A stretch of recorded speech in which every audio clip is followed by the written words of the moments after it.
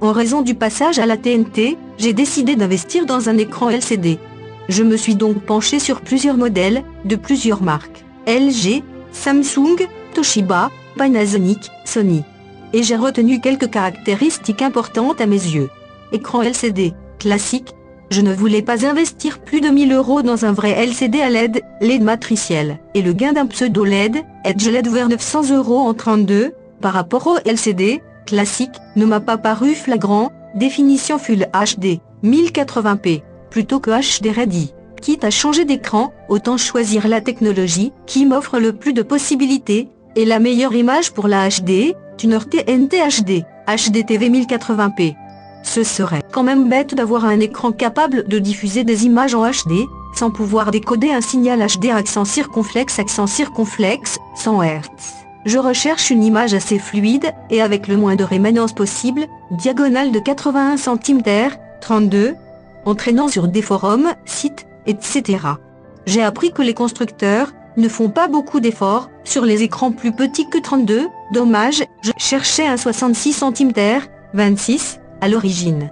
Un écran mat, je n'aime pas les reflets, une bonne connectivité, 4,5, 2 Péritel, un des subs pour le PC, au moins un USB, un Ethernet, entrée-sortie audio, etc.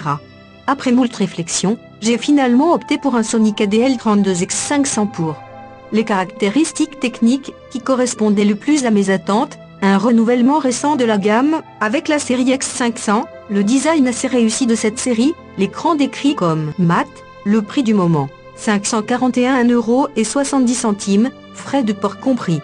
Je vois que le prix a augmenté depuis mon achat. Déballage/installation de l'appareil. Emballage réussi, ni trop grand, ni trop petit, suffisamment protecteur, mode d'emploi clair et concis, montage du pied hyper facile. 8 vis, un tournevis, 5 minutes plus tard, c'est fait.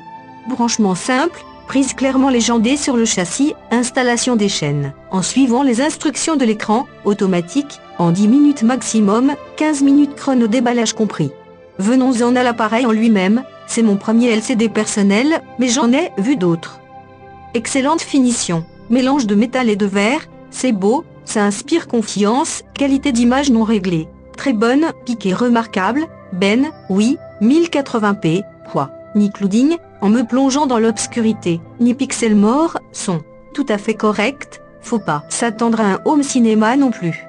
Changement des chaînes. 1,2 secondes, un peu lent par rapport à un cathodique standard en conclusion. Je suis encore sous le charme de cette machine, et pour l'instant, je ne vois rien qui m'empêche de la recommander à ceux qui seraient intéressés. Pour plus d'informations, allez sur Amazon. Cliquez sur le lien ci-dessous.